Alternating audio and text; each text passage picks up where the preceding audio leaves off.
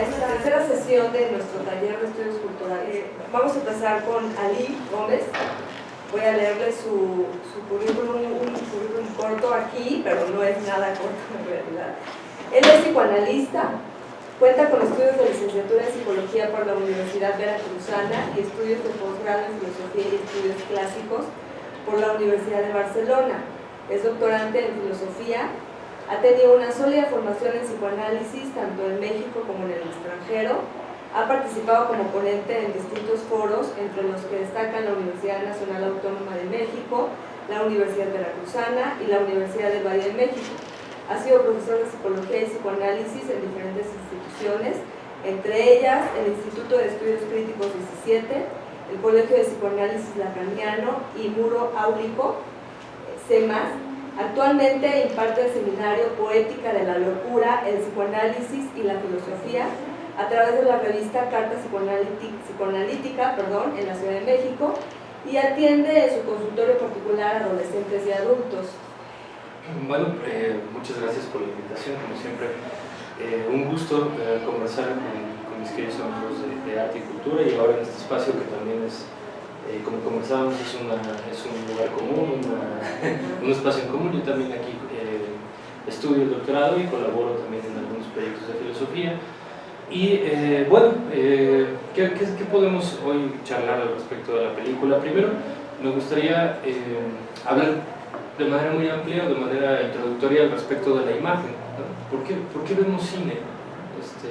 Es una cosa bien curiosa, que si uno se pregunta ¿para qué nos sirve ver el cine? ¿Por qué esta relación tan peculiar con imágenes que nos cuentan una historia y que se mueven y que sabemos y asistimos a una especie de dispositivo que entendemos, digamos, de alguna manera en un cierto nivel, que no es real, ¿no? Que no está pasando en ese momento.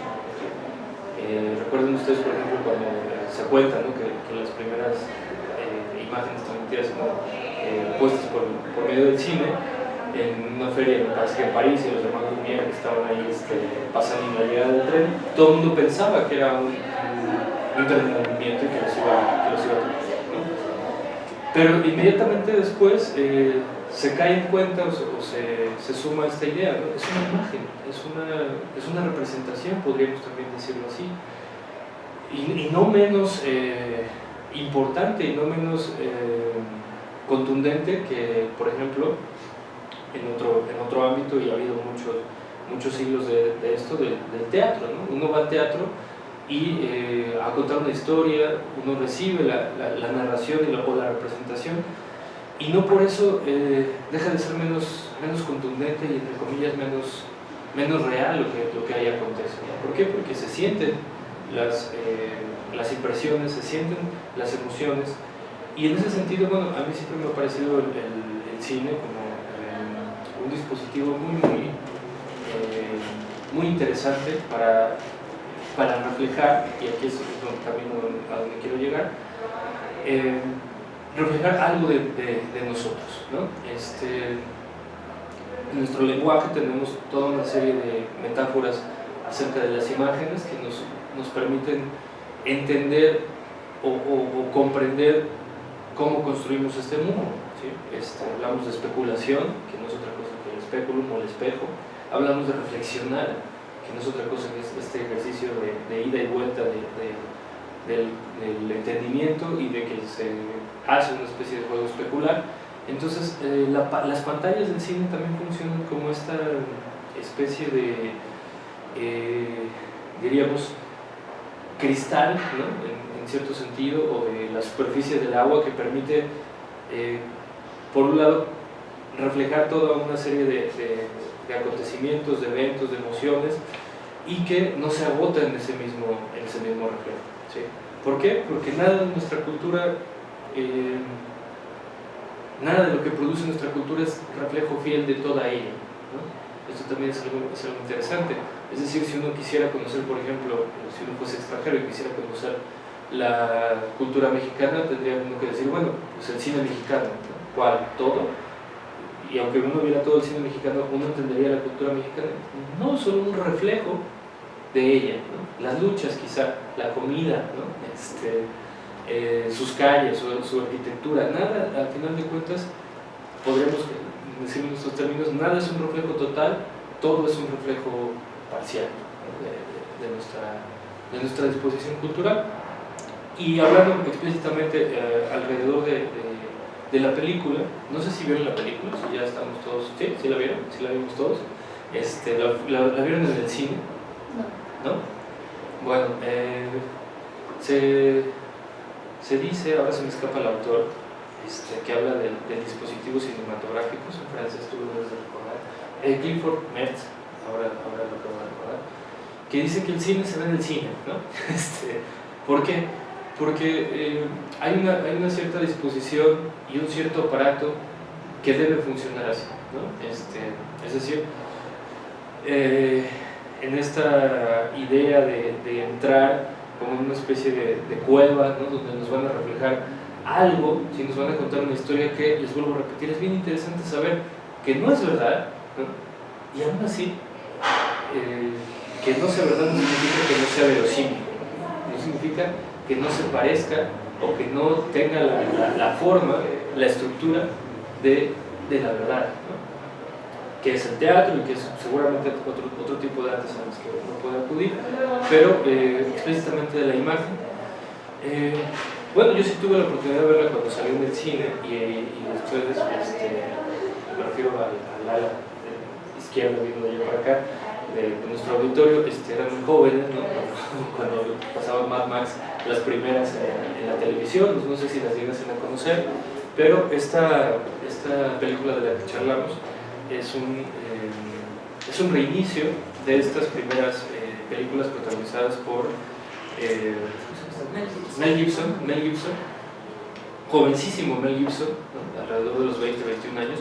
Se cuenta que Mel Gibson llegó a la audición y había tenido una pelea en un bar, entonces era un tipo, pues, sí, me parece que sigue siendo un tipo guapo, pero bueno, tipo guapo y joven, ¿no?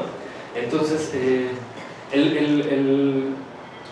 director quedó fascinado porque pues era un tipo guapo que venía con unos golpes en la cara. Entonces dijo, aquí está el personaje que nosotros necesitamos, y es la historia de un individuo en un mundo en decadencia, ¿no? En un mundo donde las leyes están siempre tensas, siempre maleables, siempre trastocadas por otras leyes que vivimos todavía de eso, que son las leyes del mercado, ¿no? Se podría hablar de Mad Max como una historia del petróleo, una historia del capitalismo, ¿no? Donde en mayor o menor medida, y nos demos o no nos demos cuenta, todos estamos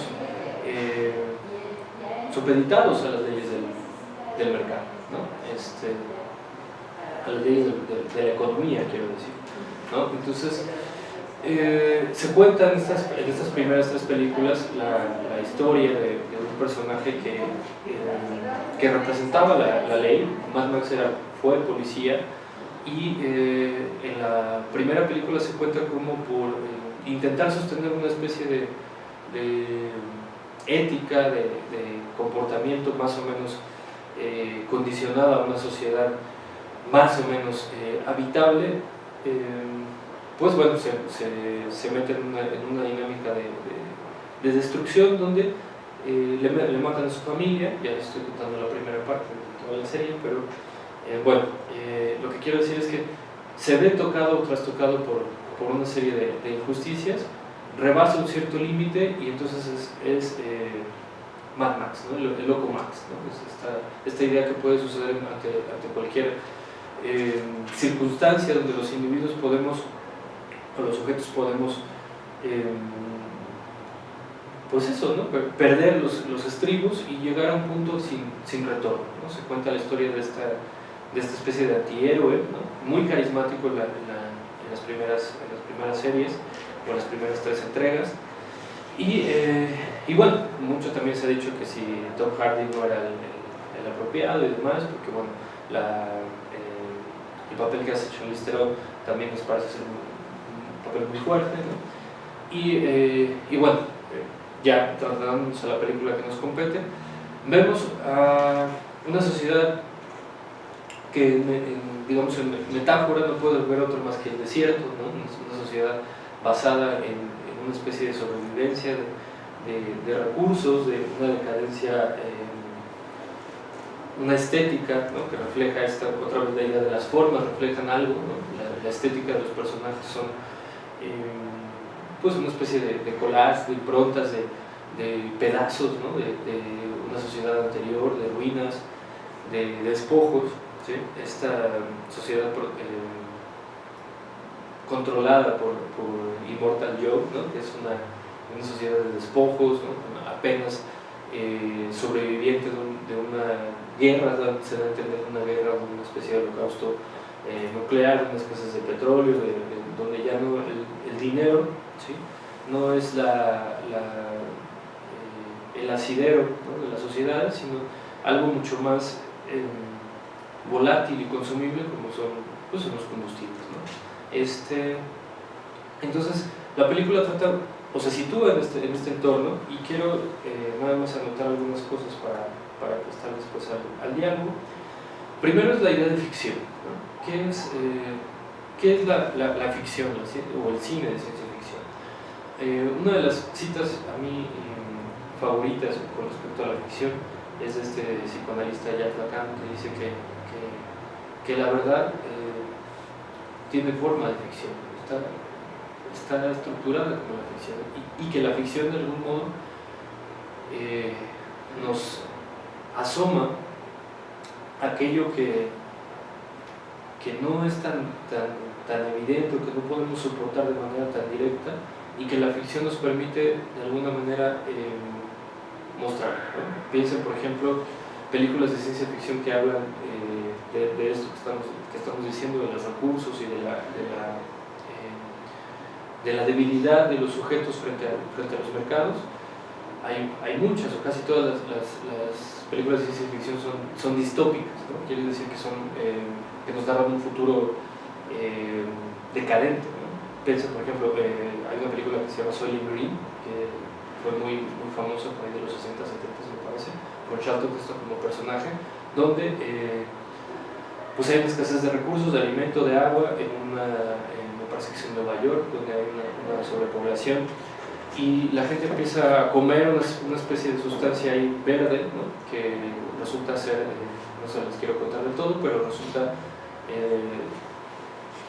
tener una relación con la verdad muy contundente y muy fuerte, lo que las personas están comiendo en esas sociedades, ¿no? Se me ocurre, por ejemplo, Matrix, que es otra de las grandes, o de las últimas películas de ciencia ficción donde vemos un mundo post-apocalíptico, ¿no? Donde apenas si sobrevive la especie humana. Y lo curioso es, fíjense ustedes, que hay algunos autores que hablan que en las películas de ciencia ficción plasmamos nuestros miedos, nuestras inquietudes. Una de ellas es que podemos imaginar, por ejemplo, un mundo repleto de zombies, pero en las películas de ciencia ficción no hay musulmanes, por ejemplo, ¿no? ¿Por qué? Porque las películas se crean, la mayoría en Estados Unidos, y sabemos que hay una confrontación ideológica con Medio Oriente, con Oriente Medio, y sobre todo con la religión musulmana, con la cultura musulmana, y preferimos imaginar zombies a imaginar una sociedad con musulmanes, ¿no? Preferimos imaginar zombies o la decadencia de la sociedad y la cultura, que imaginar otro medio de producción, ¿no? O imaginar el fin del capitalismo, ¿no? ¿Qué es lo que vemos en esta película? El fin del capitalismo es el fin de la cultura, ¿no? Entonces, la ficción funciona como esta especie de reflejo, de espejo de nuestras inquietudes y de nuestras dificultades. Otra cosa que quiero conversar también, o señalar para poner ahí sobre la mesa, es la metáfora del viaje, ¿no? ¿A qué me refiero con la metáfora del viaje? Pues desde Odiseo, ¿no? Desde Sinbad, desde los viajes de Gulliver, desde Robert Louis Stevenson y los viajes por los mares del sur, desde muchas referentes culturales y textuales, y parece ser que también como nuestra disposición cultural tenemos esta idea de que con el viaje algo pasa, ¿no? De que viajando algo se encuentra, algo cambia, vamos hacia algún lado, ¿no? Entonces, a mí en las películas de Mad Max siempre me ha llamado la atención pues obviamente los coches, ¿no? Los automóviles son también personajes, son también reflejo de lo que ahí acontece, pero sobre todo esta idea de carreteras y coches, carreteras y coches, carreteras y coches, ¿no? Por ejemplo, si vieron ustedes The Proof de Quentin Tarantino, ¿no? Es otra película donde se habla de viajes, carreteras, que está, digamos, teniendo un cierto tributo a otra película muy muy interesante sobre viajes, que es Vanishing Point. No es tan conocido Vanishing Point, pero el protagonista es igualmente un personaje que tiene que llegar de un punto A un punto B, y en toda la serie de intermedios y de puntos intermedios le acontecen cosas que ya no cobra tanta relevancia el llegar al punto B, sino el viaje mismo. De esta película de Vanishing Point se han hecho tributos. Por ejemplo, Audioslave tenía un video de que manejaba un coche, ¿no? Que me acuerdo, la canción era Show Me How to Lie, ¿no? Algo así. Pero bueno, es que algo con el viaje acontece, ¿no? Casi, bueno, y todos los que tenemos oportunidad de repente de hacer un viaje corto o largo, no importa, pero el camino es algo, ¿no? Es algo para nosotros. Puede ser que lleguemos o no lleguemos, puede ser que algo acontezca, es una especie de intermediario, de intersticio entre el punto A y el punto B, y esta metáfora del viaje siempre ha sido un lugar recurrente en el cine, ¿no? ¿Por qué? Porque es reflejo de nuestra cultura. Entonces, desde, por ejemplo, en la literatura de Edgar Allan Poe, las aventuras de Arthur Gordon Pym, que es un personaje que se sube en un barco y le pasan mil cosas, ¿no? Entonces, ¿qué sucede con los viajes? Bueno, entre otras cosas, el viaje transforma a los personajes en las metáforas que les estoy diciendo, ¿sí? En la película observamos cómo el personaje de Tom Hardy, Mad Max, pasa de un individualismo, de una lucha con ciertos fantasmas, a una protección pues a las mujeres que van allí, ¿no? A una cierta solidaridad y a una empatía, ¿no? Esto trastoca un poco al personaje, ¿no? El viaje mismo, y se empieza a hacer una consigna de salvación que solo mediante el viaje, mediante el recorrido y lo que acontece en ello,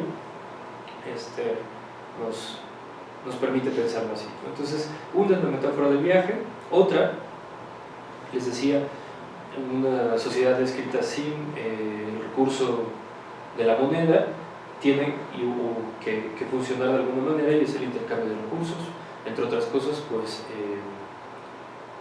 esto que mencionábamos, la gasolina o los derivados del petróleo, las balas, ¿no? y las mujeres, ¿sí?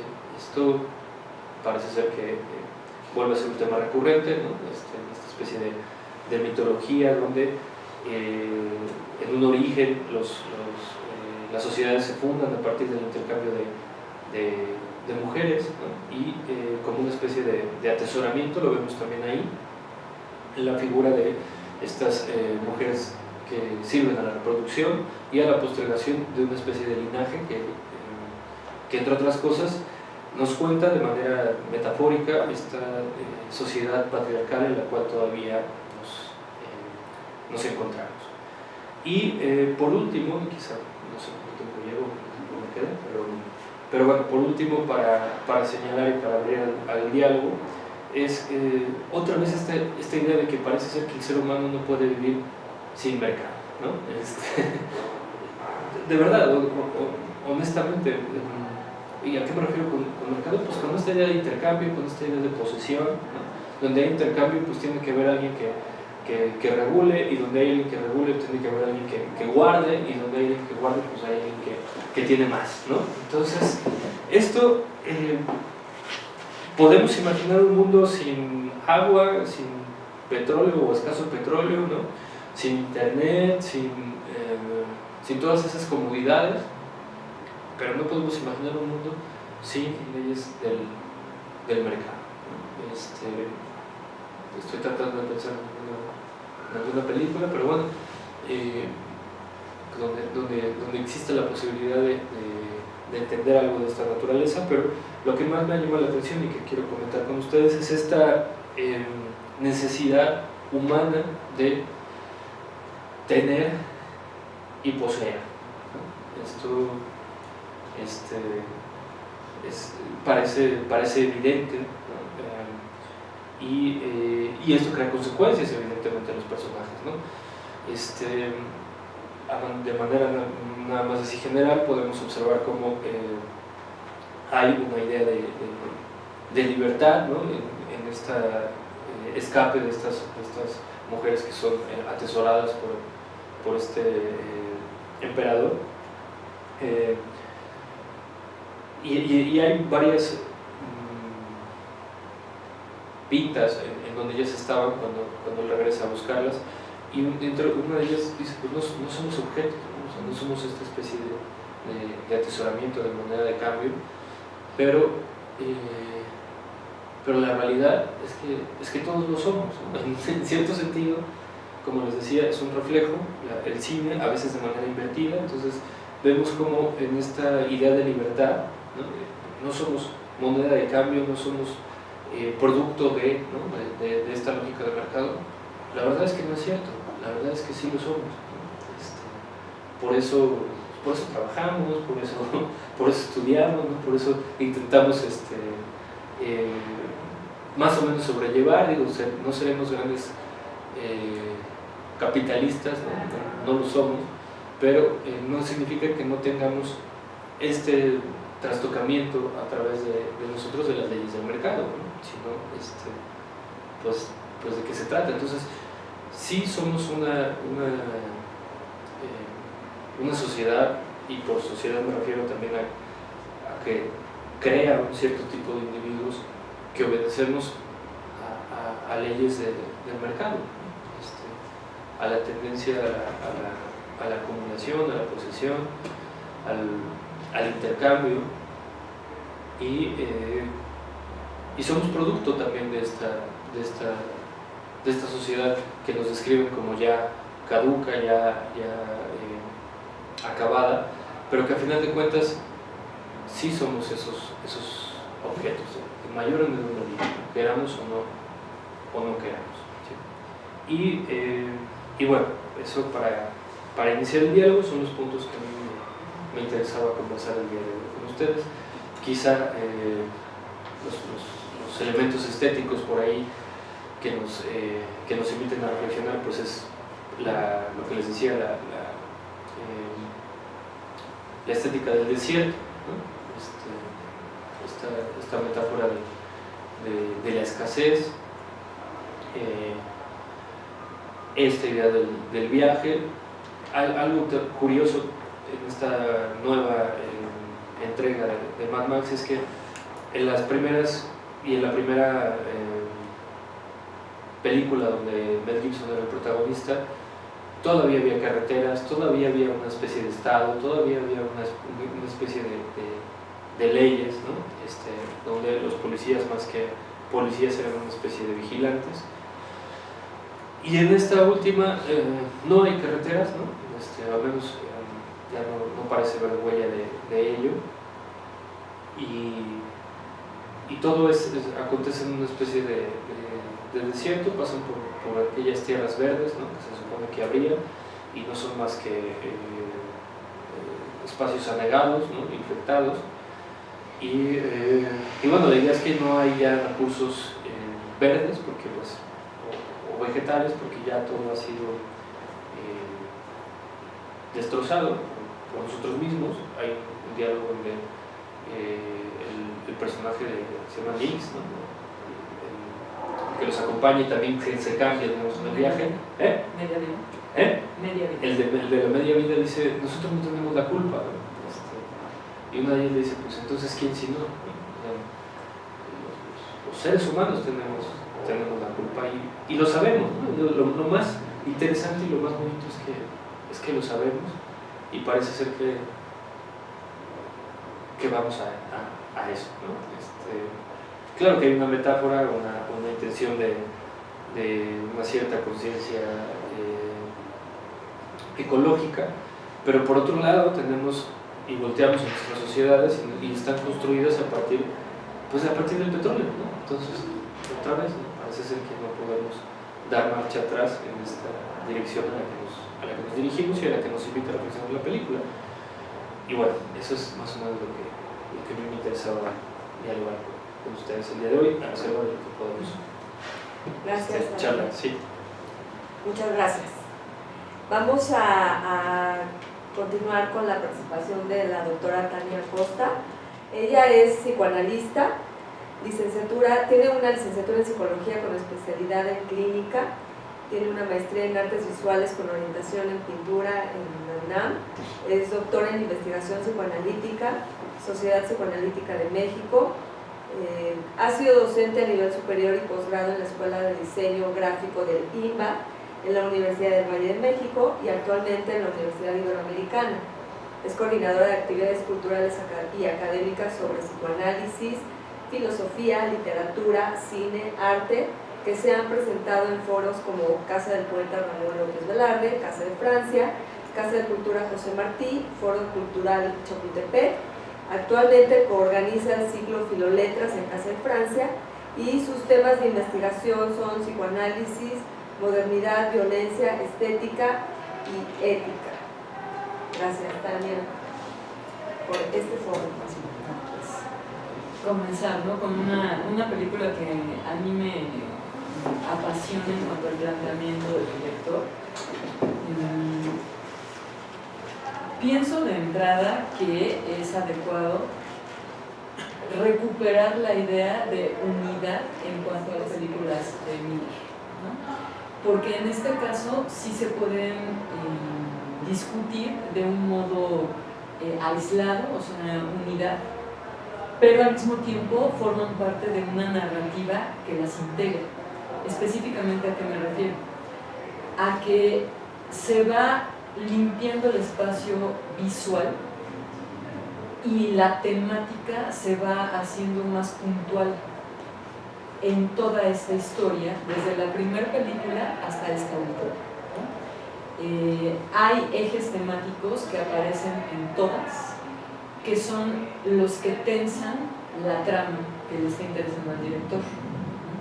En gran medida es también significativo el modo como va avanzando el tiempo cronológico en las películas, desde la primera, que dura 93 minutos, hasta la última, que dura 2 horas, lo cual va implicando una reducción a nivel del discurso verbal en el guión.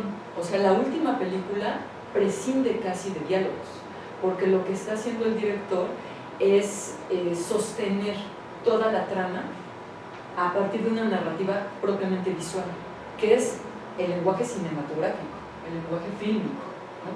Entonces, George Miller comprende de una manera muy clara cuál va a ser el lugar de Mad Max, le da justamente una causa y va avanzando con el personaje en relación al planteamiento de una pregunta que centra los ejes temáticos que hacia allá voy a plantear, ¿no? La pregunta es sobre el fin de los tiempos, a diferencia de otro tipo de películas con otros directores como por ejemplo Kubrick, que plantean una pregunta mucho más dirigida a el origen, o sea, ¿de dónde venimos?, ¿no? La pregunta sobre este conjunto de películas es sobre el fin.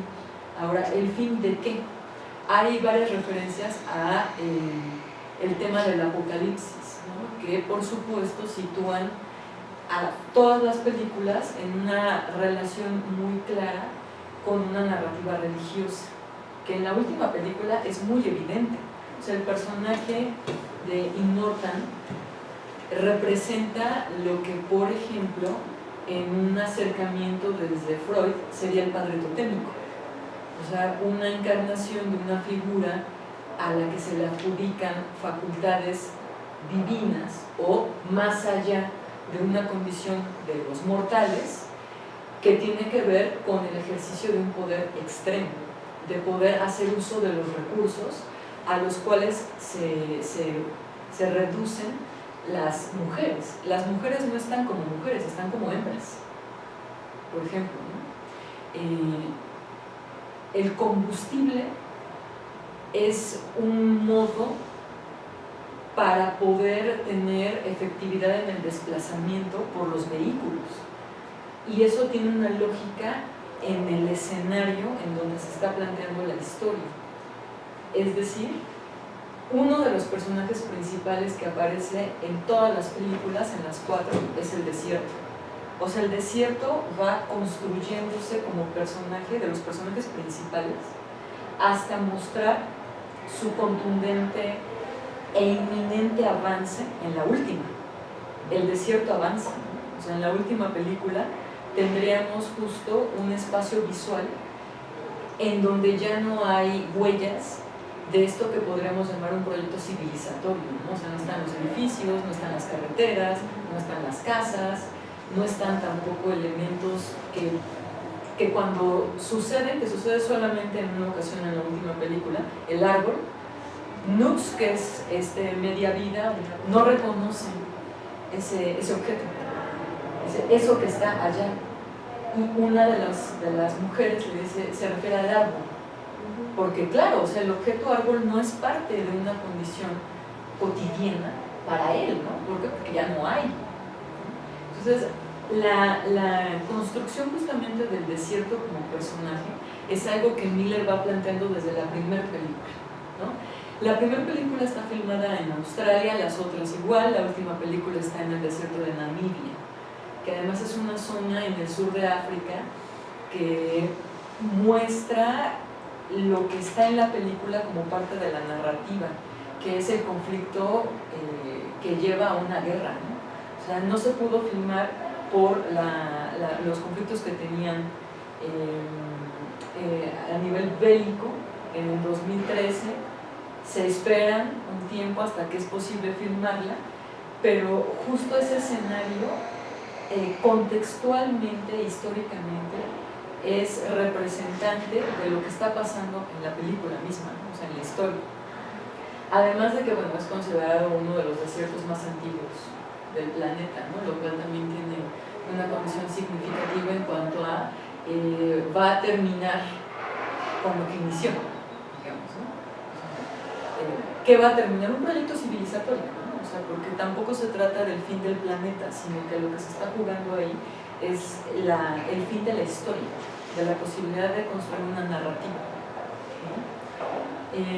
En términos generales, todas las películas podrían entonces, desde una lectura que yo avanzo, poderse plantear a partir de la construcción del desierto como un personaje central, ¿no? Ahora, en esta última película, no solamente el lenguaje visual, que la fotografía es magnífica a nivel técnico, la paleta es mucho más en ocres, tierras, lo que hace que a nivel visual la luz cobre otras dimensiones.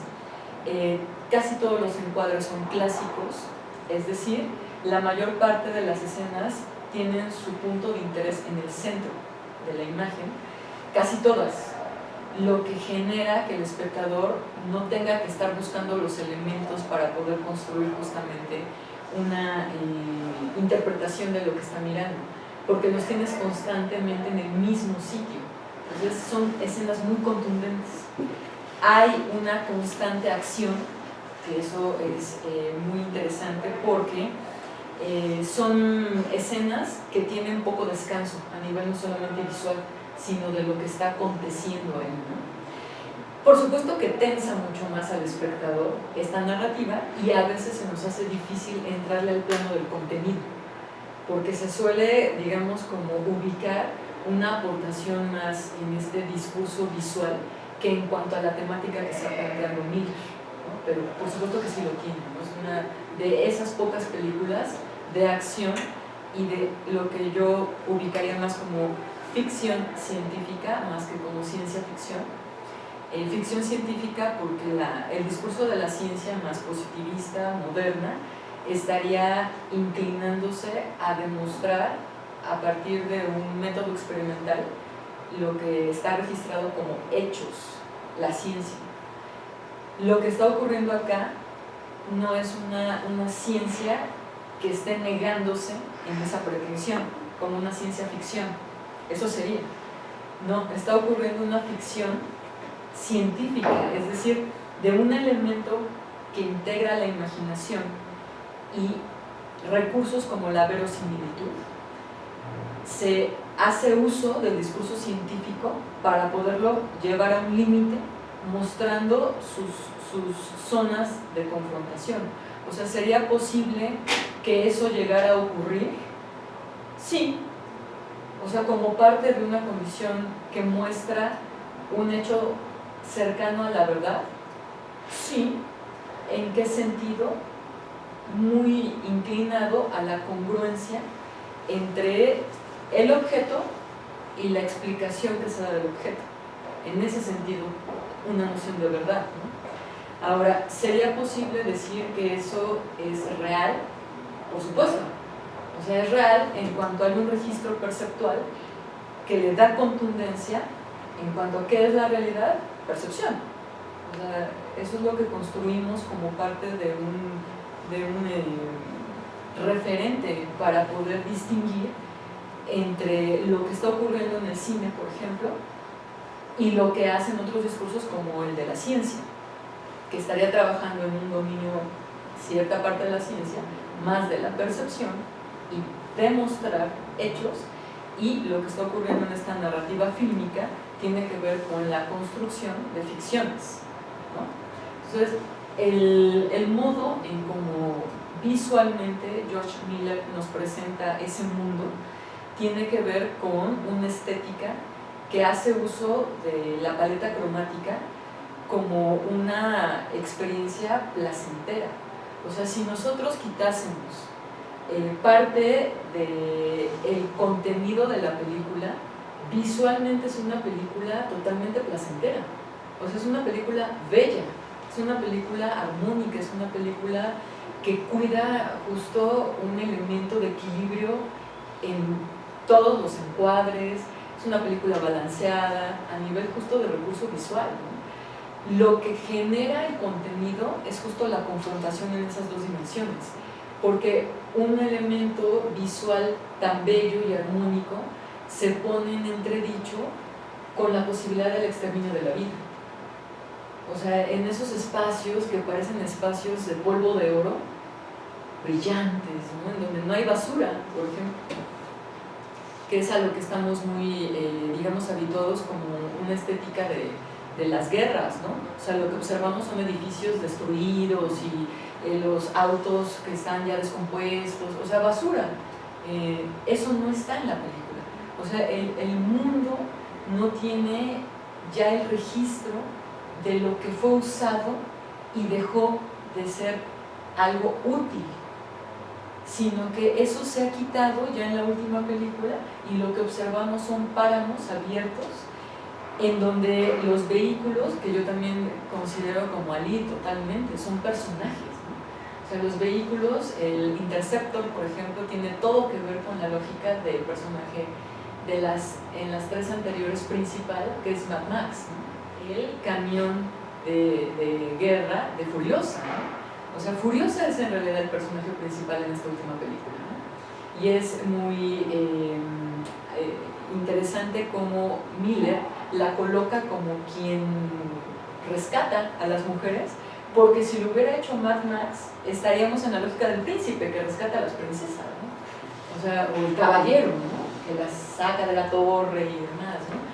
Esto no es para nada gratuito porque el storyboard de la película, los actores se tardaron 3 años en su estudio. El storyboard no tenía todavía script. O sea, se llegó casi al final y es muy reducido. O sea, si nos ponemos a revisar el script de la película, los diálogos son brevísimos, pocos. Tiene mucho balance ese tratamiento de esta última película, porque lo que empieza a cobrar mayor relevancia es un modo en cómo la escasez empieza a mostrar los recursos que se están poniendo en juego. ¿A qué me refiero con esto? Hay varios ejes que están atravesando las 4 películas. Uno de ellos, como mencionaba Ali, es la distopía, ¿no? O sea, un momento no deseable al que podríamos llegar. El otro tiene que ver con la escasez, es decir, un espacio en donde se van reduciendo cada vez más recursos como el combustible, el agua, las mujeres, la posibilidad de procrear. Ya no se puede procrear como ahorita podemos todavía pensarlo. Se empieza a hablar de una precarización del cuerpo. Es un cuerpo que no solamente es deforme por efecto de la radiación nuclear que se está mostrando como una causa de esa devastación. No solo eso, es un cuerpo que vive menos, es un cuerpo enfermo y es un cuerpo que requiere de otros cuerpos para sostener su existencia. Es decir, Max aparece como una bolsa de sangre, que es lo que le dice Nux, ¿no? Una bolsa de sangre porque él es donador universal, ¿no? O sea, él tiene un valor en la historia porque tiene sangre que le sirve a la mayoría. Como tienen un valor esas mujeres, en tanto hembras capaces de reproducir, como tienen un valor las otras mujeres que son matronas, ¿no? A las cuales les están sacando la leche, ¿no? Entonces, el valor de ellas tiene que ver con una capacidad nutricia, ¿no? Entonces, ese mundo implica también la degradación en las relaciones sociales, ¿no? O sea, son relaciones que desde la primera película hasta esta última se van haciendo cada vez más precarias. O sea, no tenemos preocupaciones que tengan que ver, por ejemplo, con una narrativa romántica, me refiero a una construcción romántica del siglo XIX, específicamente en Francia, pero no solo, que tome al amor como un eje de preocupación en una narrativa como esta. O sea, al director no le interesa el amor como un pretexto burgués romántico, no le sirve, porque es superficial frente al fin de los tiempos. El amor, ¿qué tiene que decir? O sea, en todo caso se vuelve una preocupación la relación que entabla Nux con su vida como capacidad de sostener la posibilidad de otras vidas. Es decir, Nux como un media vida ha sido formado para ser carne de cañón, que es lo que también le dicen, ¿no? O sea, son estos chavitos que han crecido con la lógica de que Immortan es por el que tienen que morir, por él tienen que dar la vida, por él tienen que estar llevando a cabo ciertos trabajos que los reducen a una parte mecánica de un auto o de un engranaje para poder, digamos, revitalizar un entra y sale de armamento, etc., ¿no? O sea, Nux es a todos los demás, ¿no? Nux es capaz de inmolarse porque él cree que el discurso de Immortan, de que lo va a cargar al Valhalla, es verdadero, ¿no? Como muchas personas podrían creer que si respetan ciertas normas van a llegar a un paraíso, como muchos pueden creer que tienen que hacer la guerra santa porque eso está un largo etcétera, ¿no? Esta condición de Nux se modifica en la película cuando él, frente a la mirada de este Immortan, ¿no? Que le dice, le rocía esta pintura en la boca plateada, que parece que hace que brille justamente un elemento muy relacionado con la propia lógica de lo que está pasando en la película, ¿no? Es una condición muy devoradora de lo que está ocurriendo en la película, todo el tiempo, ¿no? O sea, todo el tiempo todos los personajes tienen entre hambre o están buscando recursos para sobrevivir, ¿no? Y la boca es una referencia muy inmediata y muy clara frente a eso, ¿no? Y le manda que rescate a sus hembras, ¿no? Le dice, tropieza Nux, o sea, es el asunto de la vergüenza terrorífica frente al padre totémico absoluto, es casi Dios, inmortal, es Dios para él, ¿no? Está abatido, probablemente triste, una de ellas se acerca con él, empieza a hablar, muy probablemente una relación que jamás había tenido en media vida como él. Y entonces hay un cambio, y lo que ocurre es que Nux pide que lo atestiguen, que también es algo que ocurre desde la primera película, porque en la primera película hay una relación muy interesante con el campo jurídico, porque unos motociclistas que hacen destrozos, que tienen mucho que ver con, es un homenaje también a Kubrick con Naranja Mecánica, lo que ocurre es que encuentran a una pareja en un auto, violan a los dos, a él y a ella, aprenden a uno de los más jóvenes de ese grupo de motociclistas, ya están para abrir el juicio, los llaman a testificar y ninguno se presenta, ¿no? Entonces dicen, es que no hay testigos. Es terrible, porque justamente uno de los grandes amigos de Max, que está enojadísimo porque no lo pueden dejar libre, él vio todo lo que ocurrió, es que voy a matarlo, ¿no? Lo retiran, el punto es que no hay quien testifique, es decir, la lógica del testigo, que tiene que ver con la capacidad de construir una narrativa, de hacer historia para nosotros, los animales humanos, empieza a desaparecer. O sea, si no hay quien sea testigo de lo que ocurrió, el acto se anula. Se anula, no existe. No hay quien diga que sí los violaron. Entonces, en la última película es algo que repiten constantemente los media vida. Atestíguame, sé testigo de que voy a morir para llegar al Valhalla por inmortal. El movimiento de Nux es que su manera de pedir un testigo ya no tiene que ver con este padre totémico, es mucho más discreto, no es una exhibición, y él da su vida para salvar pues, la de los que están tratando de huir, ¿no? A un paraíso que, por cierto, hace mucho que dejó de existir, ¿no? Que ese es otro punto muy interesante. La esperanza es fallida, que tiene mucho que ver con el planteamiento de Baruch Spinoza. O sea, la esperanza es un pensamiento inadecuado, no nos va a llevar a poder plantear posibilidades específicas para poder transformar lo que tenemos ahorita. Es un engaño la esperanza, ¿no? Y por supuesto la religión, que utiliza la esperanza como un mecanismo para mover el discurso, sería uno de los primeros lugares que hay que quitar, ¿no? O sea, el discurso de la religión nos está ofreciendo una mentira frente a la capacidad concreta de transformación de nuestras posibilidades, ¿no? Entonces, esa degradación de las relaciones sociales es otro de los temas que están en todas las películas.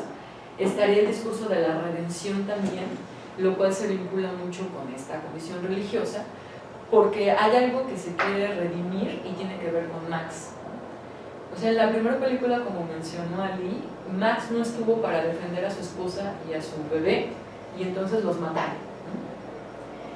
Y es algo que tiene que ver con una lógica temporal que no se puede modificar. Pero Max tampoco lo asume como... O sea, el personaje no asume una posición de ahora voy a salvar a los otros. No está siendo un héroe para alguien más. Max tampoco se mata, por ejemplo, que es algo que si observamos todas las películas, podría aparecernos como una posible, ¿por qué no se matan? ¿No? O sea, él no está teniendo, me parece que eso es algo interesante, yo propondría para discutirlo, a mí me parece que no está teniendo un viaje, Max está vagando, no tiene un objetivo, no hay un lugar al cual dirigirse, a diferencia de Furiosa, por ejemplo. O sea, Furiosa cree que todavía existe su aldea, y hacia allá se dirigen, ¿no? Pero Max no.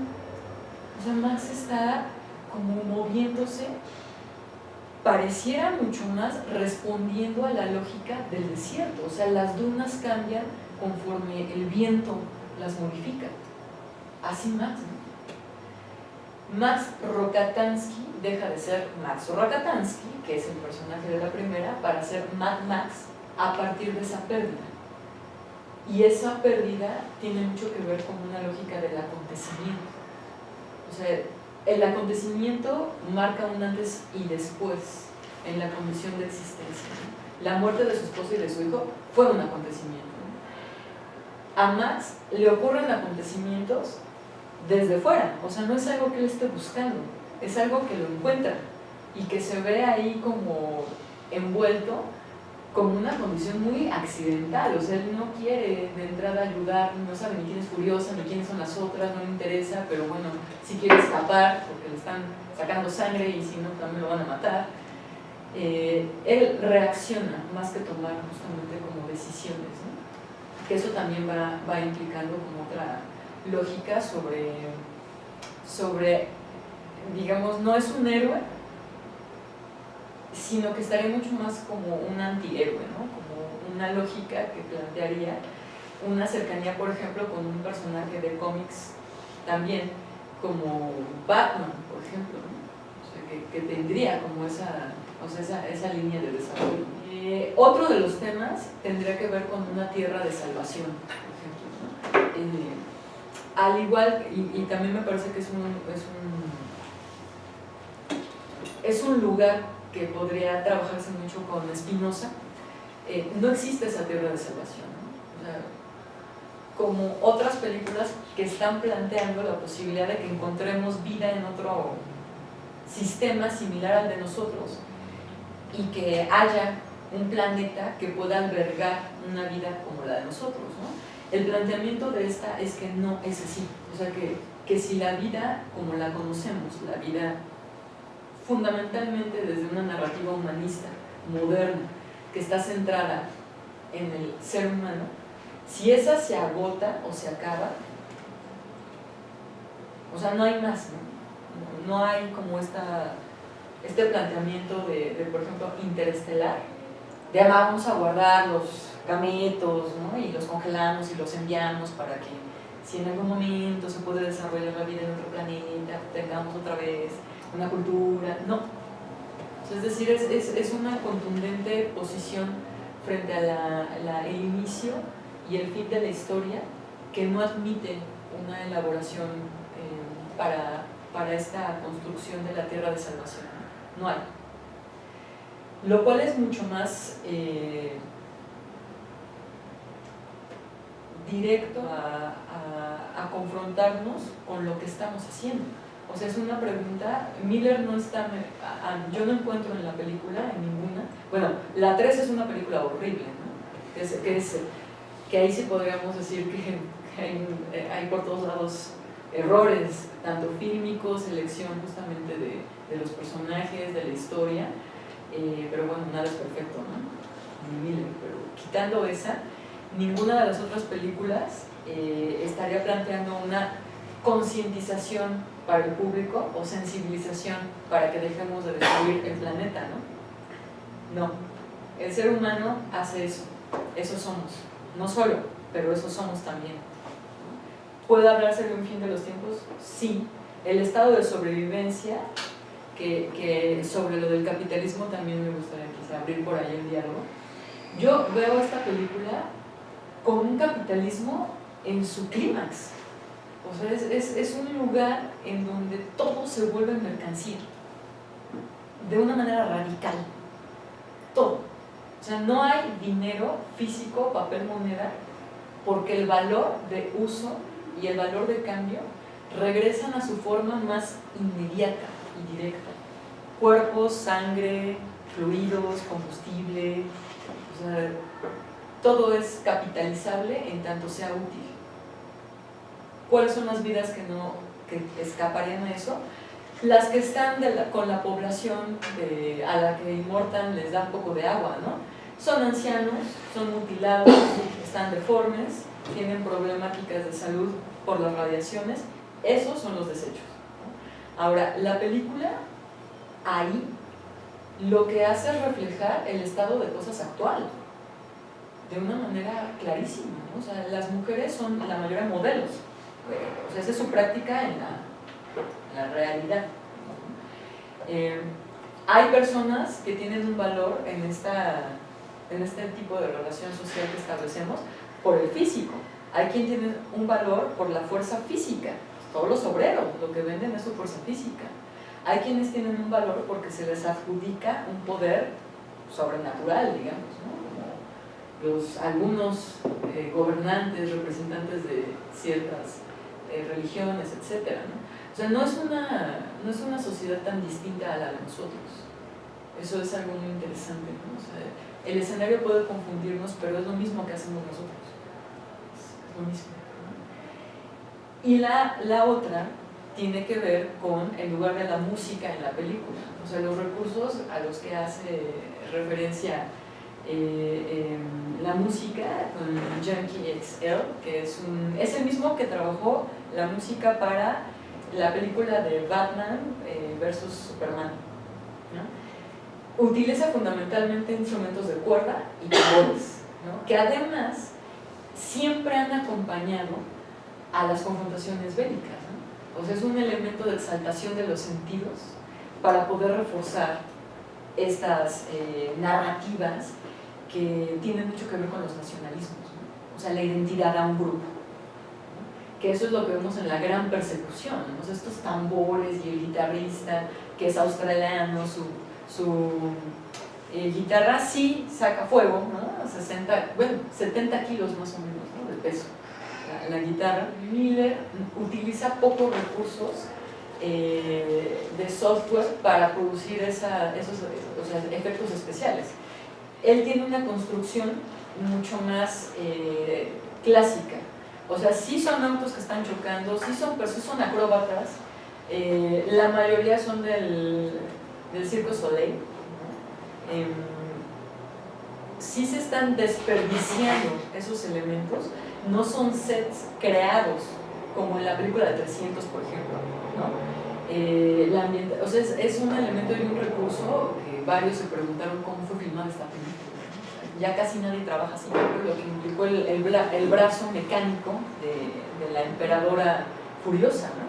Que además Furiosa tiene esta condición muy varonil para la cultura en la que nos encontramos y que no está lejana a una mujer guerrera, combatiente, que hace uso de su fuerza física como un elemento también de colocarse no solamente en la sobrevivencia, sino en una narrativa de transformación del estado de cosas, ¿no? Va pintado su brazo mecánico en la portezuela de su camión de guerra, ¿no? Por ejemplo. Yo considero que me parece útil la diferencia que hace Judith Butler en cuanto a la vulnerabilidad y la precariedad. Ella menciona que vulnerables somos todos, o sea, porque la condición del cuerpo orgánicamente implica también un estado de desprotección, porque somos afectados, ¿no? Pero que ciertas condiciones en las relaciones económico-políticas lo que hacen es llevar a un extremo ese estado de vulnerabilidad. O sea que específicamente me refiero a, por ejemplo, no es lo mismo hablar del asunto del discurso de género aquí, nosotras, en una institución de la cual somos parte, teniendo funciones integradas a un esquema de trabajo, a plantear esa misma temática con una mujer que viene de una comunidad indígena, que no habla castellano, que no está incorporado a un sistema de intercambio económico reconocido institucionalmente, o sea, es decir, es mucho más sobreexpuesta la vulnerabilidad en el segundo caso. Ese es un estado de precariedad, es lo que menciona Butler, ¿no? En relación a eso, estoy pensando como un referente la lógica de los autos que desde el principio comienza a participar como un elemento protagónico. O sea, Ali mencionó justamente que el auto es un personaje, ¿no? Pero es un personaje, a mí considero, que todavía no puede tener una capacidad de desplazamiento por sí mismo. Es decir, no son Transformers, por ejemplo, ¿no? No es un momento en donde la vida mecánica se vuelve como autómata, sino que la problemática que se está jugando acá tiene mucho más que ver con eso que tú estás como señalando y situando, ¿no? O sea, de qué manera el estado de vulnerabilidad de la condición humana asume como una barrera, digamos, o como un medio para procurarse lo mecánico, y cómo es que retirando eso mecánico lo que se visibiliza es el estado de desprotección en el que constantemente nos encontramos, ¿no? Entonces, la película casi toda sucede cuando están de pasajeros en los autos. Sí, porque los bajas y lo que ocurre es, por ejemplo, en Mortan yendo a su ultrabóveda de seguridad, se llevaron a mis mujeres, ¿no? Pero son también espacios como cuevas, ¿no? O sea, espacios en donde están resguardados. O sea, dejar al ser humano en el desierto es como, por ejemplo, en esta imagen, ¿no? O sea, Max se vuelve desierto, ¿no? Se lo devora el desierto. Bueno, tengo que entregar estas constancias por sus participaciones con un agradecimiento. Ojalá que nos puedan acompañar en alguna de otra sesión. Gracias, Ali, a ti. Gracias, Tania. Y a ustedes, gracias por acompañarnos.